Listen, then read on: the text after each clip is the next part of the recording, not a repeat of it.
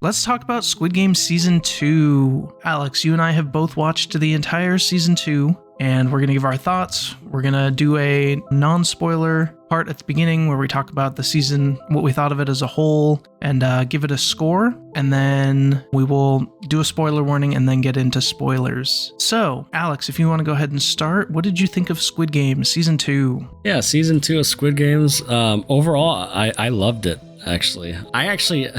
I might get some flack for this. So there's definitely negatives, and I'll get there. I'm going to sound very positive right now. But I think this season is better than the first season. I know most people are going to disagree with me. The first season definitely had more of the shock value. It was new, it was different.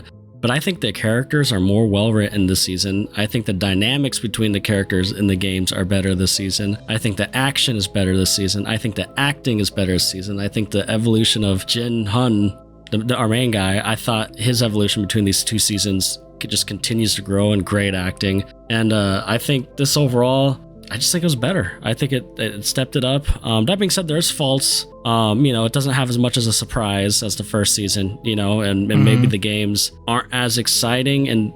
But to me, it wasn't necessarily about the games this season. It was about the stuff surrounding the games.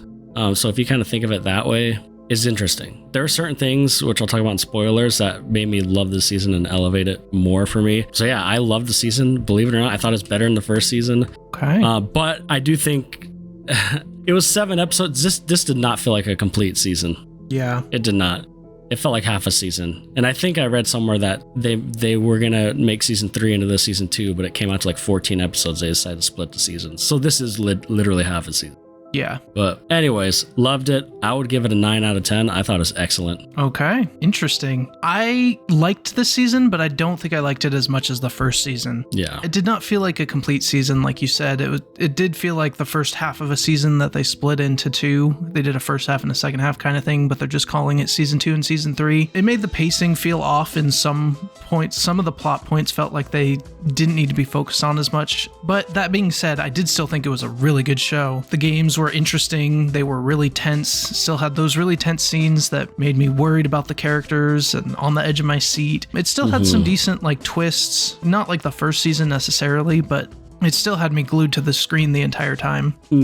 I think the biggest thing that kind of drops it for me is the ending was not as satisfying as I hoped it would be, and I think that's because it's more of a part 1. So hopefully season 3 will kind of make up for that. Like if I go and watch season 2 and season 3 back to back, it might still be as good as season 1, but the fact that it ended and now we have to wait, it's like that didn't feel as satisfying. I can see that. I gave season 2 an 8, whereas I think season 1 was more of like a 9. So we might just have our seasons flipped. But still, season 1 I'll give an 8, yeah. Okay, so still a great show. Yeah, and I totally get what you're saying. For me, I hate the cliffhangers too, but I'm not, I just decided, I just told myself I'm not going to knock it. At least it's given us a chance to think about it, talk about it for months. Sure. Maybe kind of like Wicked, right? Like it didn't feel complete, but it did at the same time. This just straight up didn't feel complete. I will give you that. Like it ends on a cliffhanger for sure. I'm pretty sure the wait for season 3 is not going to be as long as the wait for season 2. So that also helps it a little bit. Like I think it might come out later this year or something. Is what I read. Yeah. I read somewhere it might come out in like summertime, like June or July. Yeah, which leads credence to your thing where you saw that they kind of split it up. So that makes sense. Yeah, which I don't. Why is, they're trying to drag it out, Netflix probably goes, but why are people afraid to make a 14 episode season? Like, why can't you just put it into one season? Yeah, I don't know. Maybe time constraints. Maybe they had a time they had to get it done in and they didn't want to rush it or something. That's the thing I could see maybe being. Maybe, yeah. Which because is fine for me. Like, if you have to push it back a little bit to make it better, then I'm okay with that. Fine. I'm just surprised they're not calling like season 3 like just a mid-season finale. I know, kind of that's thing, kind of what I want it to be, because then we know a bit more. But I mean, overall, it's kind of the same thing. So it's just about it is semantics. Yeah. And I guess if we're not waiting, 2 years between a freaking season, like it feels like a standard nowadays, and at least it's only 6 months or 7 months. Yeah. But no, I don't know, man. I get what you're saying, and that's 100% valid. If I take away being frustrated that it ended on a cliffhanger, and it feels incomplete. From what I saw, take away the incomplete feeling. To me, it just, the acting was better this season. I don't know, man. Agree. There's this. The acting was really good. I can get better in spoilers. Oh, so good, dude. And yeah. So I like the characters in season 1, but I just think the dynamics that they kind of brought in the dynamics in season 2 with like more characters in the games. Also, maybe it's because I know. Well, I'll just get. I won't say anything until we get into spoilers. But I will say before spoilers, they did do one thing that I think really helped show you the divide between players, and I think that helped some dynamics between them too. But we'll talk more about that in spoilers. Yeah. But overall, like if you like season 1, you're gonna like the season, and I think most people will probably agree with you, Caleb. I think most people, it lost the shock value of season 1, but yeah, I think if you like it, season 1, you like season 2. It kind of just expands it. Yeah, I agree. But yeah, I want to get into spoilers of this. Yeah, so let's talk about spoilers. So spoiler alert for all of Squid Game season 2. If you haven't watched it, go watch it. Great show. Yes. Love season 1, love season 2. Probably spoilers for season 1 too, FYI. Yeah, true. We're probably going to be talking about spoilers for season 1. That's a good point. Okay, so I want to start off with, I was not sure how they were going to do a Squid Game season 2 with like, do you just go in with brand new characters and follow them and not really have a, connection to season 1? But I think the way they did it worked really well, having Gi-Hun like really broken up about it and wanting to get revenge, and then it ends up him going back into the games. I thought that was a cool idea and a good way to continue the same story. It's very Hunger Gamey, huh? Yeah, true. It was like catching fire. Kinda. And that's what I was worried about too, because when I first started, I finished season 1 and I'm like, okay, that's cool, but like, what are they gonna do for season 2? I wasn't sure if I knew they had to do something with the games because that's obviously why people watch the show. So I knew the games wouldn't be out, but I was just curious, like you said, were we just gonna watch a brand new set of people and then like Gi-Hun in the outside, like doing stuff? Or like you said, would he be in the game? Which obviously he ended up being in the game. But I think they did good with that, because this could definitely, it could be tricky. Like, because it could have been just straightforward. Here's another here's another Squid Games, and it's kind of like season 1, and it's just the same thing. Yeah, because a lot of sequels do that. Or they could have done like where it felt shoehorned that he was back in, like, oh, they did a contest of champions, kind of like Catching Fire, and it's like, okay, well, they just had to get him back in. But the way they did it, and I think what really sold it was Gi-Hun's acting. Gi-Hun, Like, the change from season 1 to season 2 is so stark. Like, it helps that it's been a few years, he's a little older, but he looks like run down. He looks like tired and just broken up and like a completely different person. And I think he really sold that. Even his buddy, Jung Bae or Park, I don't know. His buddy, that he asked for money in season 1. Yep. He actually ends up being in the games. And even, I think it was like halfway through season, Gi-Hun was like, they're fighting like, no, you're paying for this. And he's like, oh, there's the Gi-Hun I know. Like, I haven't seen you. Like, he's even pointed out like he's different. Yeah. And like, he really was acting like season 1. And that was really cool to see. Like, you could see his friend brought it out of him, and he started bickering and getting a little more whiny like he did in season 1, which I really liked. That was a good because season 1 he was immature. Yeah, it was a great transition, and his character development has been so great. Like, these 2 seasons, great. I agree. And that's part of the reason why I really enjoyed the season, because seeing this side of him, so I need to talk about the first episode, because to me, the best episodes were the first episode and last episode. That first episode, I thought, maybe you'll disagree, I thought it was so good. Like, when who's the guy that recruits, the recruiter guy? Yeah, the recruiter. He was just such a fun, like, villain, like a Joker type villain, just a crazy, and his acting was great. And when they so the whole point of episode 1 was he didn't get on a plane at the end of season 1, right? Like, he was gonna go to the States to see his daughter, and they told him to get on that plane, you'll regret it. He didn't, and with this money, you see him like he freaking hired, I think he hired the thugs or whatever that he owed money to in season 1, right? Yeah, he did. Yeah, which is pretty funny. He hired them with the money he won to. Yeah, I thought that was funny, because like season 1, it's just such a good character change. But anyways, he hires them to find the recruiter guy, in the subway stations because he knows this is the time of year that it happened to him a couple years ago, or however long they've been searching. Anyways, so that was the whole premise of episode 1, and I just thought it was so cool, like with the cop guy kind of having his storyline of like pulling the guy over. You know, there's that scene where he pulled the guy over and had the rookie do it, and he's like, wait a second, that's Gi-Hun. Because they knew each other from season 1. But anyways, I thought it was cool, like Gi-Hun. God, I keep saying his name wrong. I'm just calling him Acolyte. The Jedi. Acolyte guy. Yeah, the Jedi. Ooh, there you go. Yeah.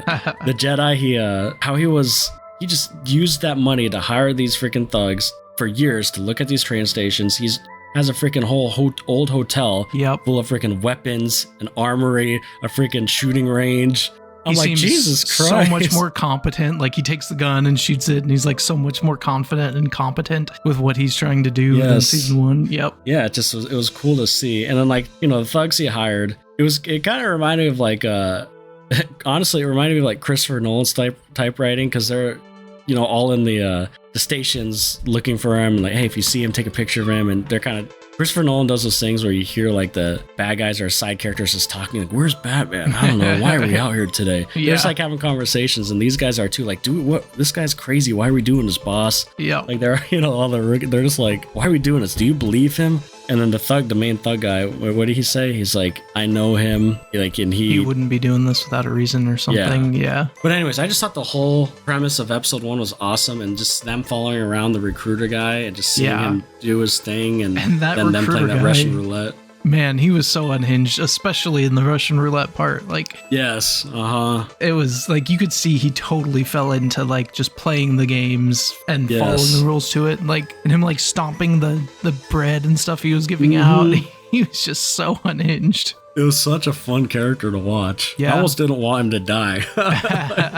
Just because he was so fun to watch. Yep. But I thought episode 1 was a strong start. Like, it didn't go straight back into it. Like, it answered some questions, like, oh, because, you know, we want to know what he's been doing for all these years. And it just kind of built up that intensity to finally get to see the games, and finally finding the recruiter, and finally the team up with the cop guy and Acolyte guy. Like, I don't know, it was just a satisfying opening, and I enjoyed it. Did you feel the same way about episode 1, or did you think it was boring? And no, I really liked episode 1, seeing Gi-Hun again and like seeing his change. And then I thought they did a good job of taking those characters from season 1 and completely changing the dynamic, having Gi-Hun like basically run them.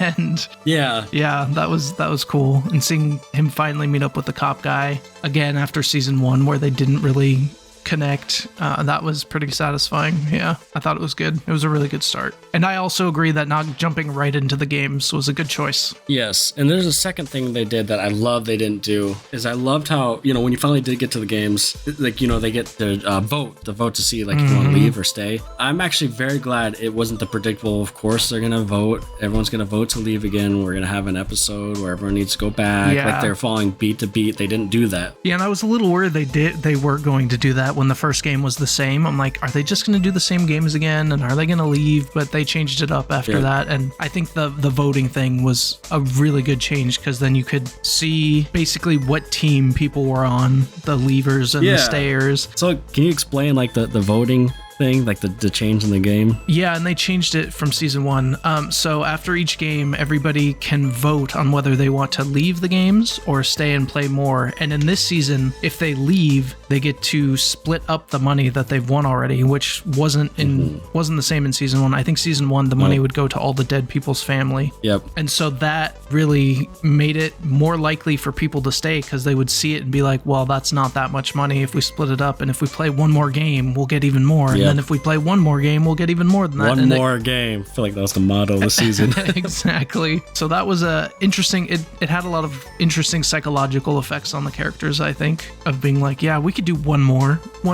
Yeah. And to me, it felt more realistic, because I know everyone would like to say, oh, I would get out of there. But if you're seeing, you know, millions of dollars, billions of dollars, and just survive one more game, that's it, and you can go. Especially and it like could triple. What people were saying is like, oh, that won't even cover my debts. If we do one more, then I'll have enough. And yeah, exactly. Yeah, that's true, because for us, you know, like, we're not in billions of dollars of debt or millions of dollars of debt, whatever. So like, it's easy for us to say, oh, I'll take that $5 million. That's a nice chunk of change. Get out of there. Yeah. Well, like if you owe millions to, to thugs or to companies or to, some people, were they owe to like, bad people. The crypto scams. And yeah, let's talk about the characters, because I know I had mentioned that I thought the characters were actually better this season than the first season. Do you agree or do you disagree? I think I agree. Okay. And I liked that we as a viewer saw that In-ho was in there, the frontman from season 1. Mm-hmm. And I thought that put a lot of mystery of like, what's he doing there? Why is he there? Mm-hmm. And like trying to like psychoanalyze what he's doing and why. That was really interesting. But even beside him, like I thought the Thanos character was a better kind of like antagonist than the main antagonist in the first one. I thought he was really unhinged with him like getting high every game and you don't know what he's gonna do. It was hilarious to watch. It was funny hearing him switch back and forth between English and Korean. Yes. Yeah, I thought that was a really good character. I like that his friend was in there because that gave him kind of more reason to care about him. And he felt closer to this friend than his other friend in season 1, obviously. That's one thing that I'm surprised didn't happen is they didn't talk about his friend in season 1. Mm-mm. But I don't know. That's just I know he checked on the mom. The mom, yeah, because he left that girl from season 1's daughter or brother, with the mom, right? Yep. Mm-hmm. So he did check. So that was like kind of. I think that was the only. He didn't even mention his name, but that was the only like reference to him. Yeah, I think so. I guess no one else would really know him, so. Yeah. And he wasn't necessarily a talkative character to kind of spew his. That's true. Emotions. And Gi-Hun probably doesn't want to talk about him after what happened, so I guess that kind of makes sense. Like the ultimate betrayal, which I say I like season 2 characters more, but that was still a great character. It was kind of seeing your friend go unhinged and evil, like do whatever he can to win. That was interesting to watch too. But anyways, no, I agree. And then you even have the guy and his mom, which I thought that was an interesting dynamic. That was. And the trans person, I actually thought was a great character. She was a good character for sure. I liked when she kind of took over, like everybody's not sure what to do, and then she just goes up, grabs the gun, and starts telling people what to do. That was good. Yes. And when they're like, infiltrating, trying to get to the control room, and she's like shooting out the camera, it's like, damn, she knows what she's doing. She does. Like, why is no one else doing this? Like, but I thought she was a great character because it makes sense for like a trans person to have these feelings and need this money. Like, it makes sense for that character, and it does.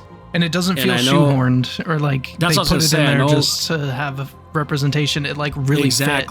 Yeah. I know people are going to say, oh, it's just woke. That's woke to a trans person. She was a well-written character. It wasn't for a message. She was a well-written character. I agree. Who cares what people are or what people do? If you're a well-written character, it doesn't matter. Yeah.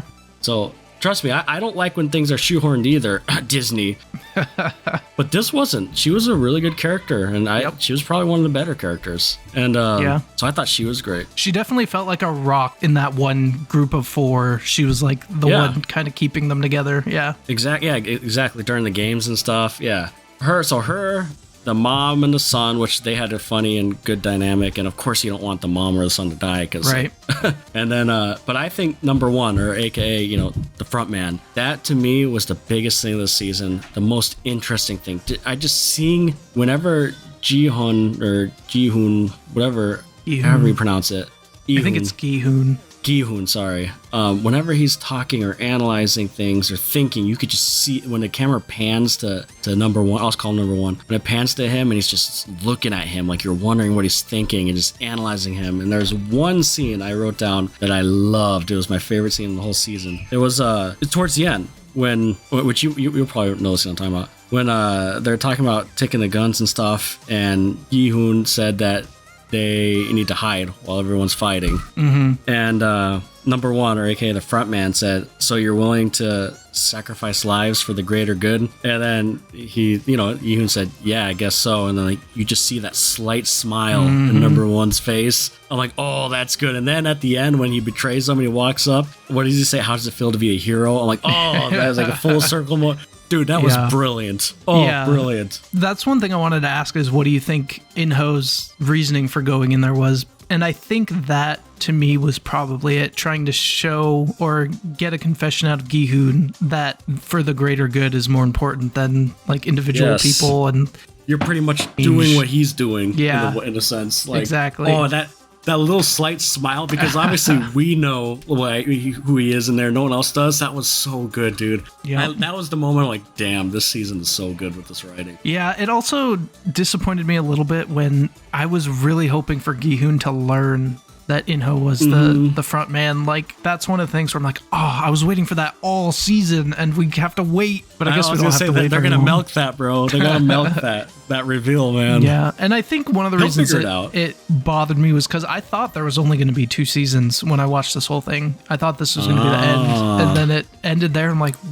wait, really? You're like, this is not the end. There's no way this is the end. No, I was like, this is either the first half or there's another season. But yeah, because I want to know like what In-ho's really thinking, why he went in there for sure. Like, I want to see that confrontation of Gi-Hun learning it and feeling that betrayal. That I'm excited for in season 3. I'm very excited for that because they did a good job of writing In-ho like almost like the Rock. He was almost the Rock of their group, to be honest. I know. He really carried a lot in the games and stuff. Yeah. Just him defending him. It was just so interesting to watch because the first few episodes, really until the end, I didn't understand exactly why he's in the game and what he wants from this. So like kind of watching Acolyte guy, I'm like, what is he gonna do? When is he gonna turn? What's gonna happen? Like, yeah, I'm like, is he like? And of course, I knew he wasn't gonna truly turn good, but then I'm like, I kind of want him to. Maybe he'll realize they made him really likable. Good people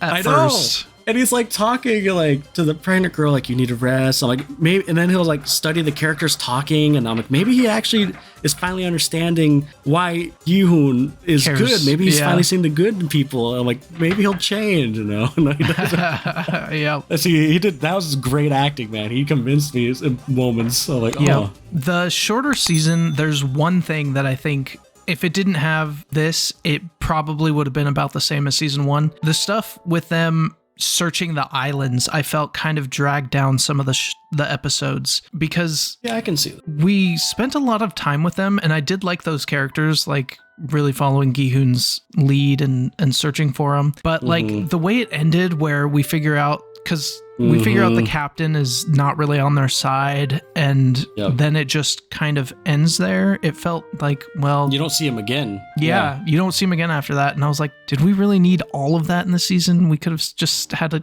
couple of scenes and it not have slowed it down as much. But I don't know. We'll see how it goes in season 3. I can see that. I mean, I liked the characters and I found those scenes interesting, but it was one too many scenes of them flying a drone over or finding one island. This isn't it. Or, okay, we need, the storm. There's gonna be a storm. We gotta stop. Or so I get what you're saying. I think you still could have done that stuff, but maybe less scenes, or I don't know. Because you're right. Because I think, was it the last episode that they showed the captain guy betraying? But like it was towards the beginning, and or was it the episode before? The second to last or the last episode. Yeah. If it was the last episode, it was towards the beginning because there was a good 40 or so minutes where you don't see him again, because I noticed that. Yeah.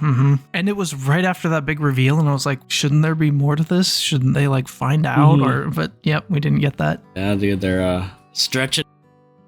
I definitely, did you get a vibe that he was, because when they were in the diner talking and he was like asking him all about like, oh, what are these games? What are we looking for? It kind of felt like he wasn't on their side. I don't know. I definitely got that vibe before it confirmed it. Yeah, let's just say I wasn't like necessarily surprised. Yeah. Which I don't know if they were going for that or if they were like hinting it throughout, but it wasn't surprising to me. No, I'm not saying it was I think it was interesting. Like it wasn't surprising. It also makes sense. Like the guy who finds him. Yeah, that 100% makes sense. Being and why they can't find the island. Yep.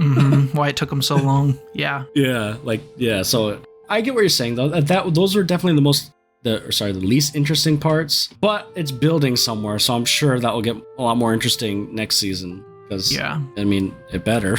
Yeah. And like I said before, if season 3 is really good and then I go back and watch them all back to back to back, it may all be at 9s, or like it may elevate it, whereas you don't have this kind of break with this unsatisfying ending. If you can just roll into the next one and it keeps on going, it might get rid of all of these issues. So what did you think of so we talked about the first episode, we talked a little bit about the second episode. So what did you think of the actual like games? So that's what everyone's here for, right? The games. I liked the change up in the games they did. I thought The two that stick out in my mind were the one where they were on the merry-go-round and had to run into the rooms. That was a really interesting dynamic. That was, and visually cool. Yeah, it was visually cool. And then like, you can't just stick in your team. You may have to break up your team or find someone else. And it caused some issues with like the mom and the son. And that was really tense. Like, oh man, are they all gonna live that one? And then the other one was the one around the track where they had the bunch of different games to do. That was also probably my favorite game in this season. I agree.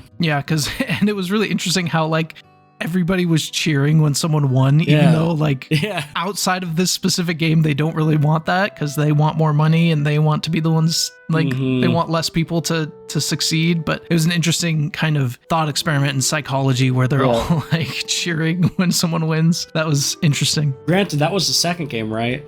I think so, yeah. So like after the first game, they're all like scared and shocked, and so maybe this game's like, oh, we need to live, but then they start to realize after this game, like, oh, because I don't think there'd be as much cheering if this was the fourth game or something. Yeah. But yeah, I liked that, and that game set like a good. You kind of got to know a lot of the characters, like the trans girl, and I don't know their names, so. Sorry. I have it here. Parks, no, Hyunju, yeah. Player 120. Player 120. I know that's easier just to remember their numbers. God, I'm like the VIPs, bro. So yeah, but that game, like, you know, because it was 4 players, right? Or was it 5? I think it was 4. Yeah, so they were on her and the mom and son. And the son, and then the weird witch lady. Oh yeah. Was it? Maybe it was 5 because the pregnant girl was there. Or no, the pregnant girl was with Gi-Hun. The pregnant girl was with, because it was. Yeah, so I think it was 4. Because Gi-Hun, Acolyte Guy's friend, found another Marine, kind of like a younger kid, a Marine, and it was on their team, and they were good characters. And the pregnant girl. Yeah, it was just 4, right? And then In-Ho, so I think it was 5 actually. Oh, and In-Ho, so it was 5. I don't know who was the 5th person on their team. I don't remember. Was it the one that would like so with Thanos, was it that, so that guy had a group with the girl and the guy, and that girl's like, don't become friends with them, don't take those drugs. That girl? I think, I don't know, now I can't remember. It's been too long. I can't remember. It's been either. a week or two. But those are 2 characters we didn't mention either. So that there's that wuss guy that was with the Thanos group, and then the girl that was technically with the Thanos group. And there was a scene towards the end, which they didn't get as much character development, but there was a scene during the end that I thought was pretty terrifying, when that wuss guy was sitting on top of the bed and saw her die. I thought she was gonna have some girl power moment, and she got freaking like, come on, we all thought she was gonna live, right? Yeah, they focused on her a lot. And then, you know, he threw the bottle down to try to help her, and she was right. He's a coward, because she would say, you know, you're a wuss, that's why I'm gonna survive longer than you. And then, ironically, she did it. Yeah, that's true. So, like, I thought that was good writing, like, seeing the wuss guy, like, just, that was a terrifying scene, like, just the way the camera was focused, like, upward, you could see the murder happening, all these hiding. Camera shot, for sure. Yeah, and very intense. Yeah, so, like, even though, like, the lesser known, or lesser developed characters, I felt still had moments in this season. And then the crypto guy, which, his character was interesting, because he was the dad of the pregnant girl's kid. Yep. The one that's pregnant. So that kind of was like an interesting. Yeah, and he saved her at one point going into that room, but then she still didn't really trust him, which I get. Like, he's not the best person, it seems like. For sure. And he's the one who kills Thanos, too. Yep, true. He took out one of the most interesting characters. I know. No, seriously. Thanos is so funny. But a lot of those scenes, like, I don't know, this season just had a little more tension for me, and there's a lot more dynamics between, like, multiple characters. Like, last season, we focused on our main group and then the bad group, and then there wasn't as much other secondary characters. Secondary. This is like 3 or 4 groups you're kind of like learning about and watching, and I really enjoyed that. And and I thought having the number 1, so the front man, I think he was a more interesting character than the old man last season. I'm not saying the old man wasn't a good character, I just think this one was more interesting. It didn't have that like twist at the end where it's like you finally find out that he was, you know, part of the games, but they kind of had that in the middle where you see him and you're like, oh man. But why wasn't Gi-Hun suspicious of player 1? Like, player 1 in the other game was someone from the game. Never trust player 1. I know. But yeah, so my question to you was, how do you think, like, it's gonna end, like season 3? Like, where do you go from here? Did they resume the games still? kind of think so. I think Yeah. my guess would be they put Gi-Hun back in the games and they started up again, but I don't know. And like, how's he gonna find out that In-ho is the front man? And yeah, I'm not sure. And how are they gonna find the island? And yeah, if they do put him back in the game, there's no way they're getting out because so many of the people who voted to leave got killed. So it would be mostly people who wanted to stay. So yeah, so that's right. Takes care of that. The games will go on. And then how do they find out the captain's a traitor so they can actually find the island? I'm sure that'll happen. Yeah, it'll be interesting. So it's probably going to be another 7 episodes. So that's good. Yeah. From what I read, it was 14 total, so 7 and 7. Yeah. I don't know how accurate that is, but... And it could change, but yep. Yeah. And I agree with you that the ending... So we talked a lot of positives, and I guess a couple of my negatives is... so I do think his friend dying was, that was emotional, but predictable.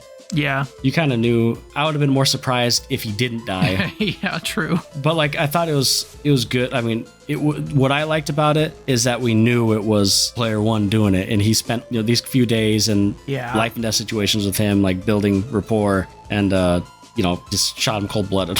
Yep. No regret. That's what I found interesting on the death, and it was sad. I mean, that I think he was a better friend than the other guy. Yeah, and he was more of like an everyday nice guy, I thought in that, I think it was the last episode or the second to last, the like other Marine that his friend found, how he totally just like froze and couldn't do anything. That was interesting because he was like talking a big game being a Marine. Yeah, and then he totally froze up. Yeah, I thought the last episode was great when they like take charge and go up. I'm like, oh, like damn, like this is getting interesting. Like this is different. Yeah. That was cool. And then what I loved about it is they made a point to like grab all the ammo. Like a lot of movies, they're just like infiltrating places. Like, how do you have all this ammo? Or why aren't you reloading? Or it felt like a video game. Yeah, like pick up the freaking ammo. Like pick all the ammo up. And then, like you said, the Marine guy running back and kind of having like some PTSD or something. Yep. And I do like how when the trans girl went back. How she and then the army guys came in and she was gonna freaking just go shoot him and die, and the mom's like, please don't. Like, I thought that was a good character moment because they built their two. That's something we didn't talk about. Their two characters are interesting because obviously the mom is like old school. Yeah.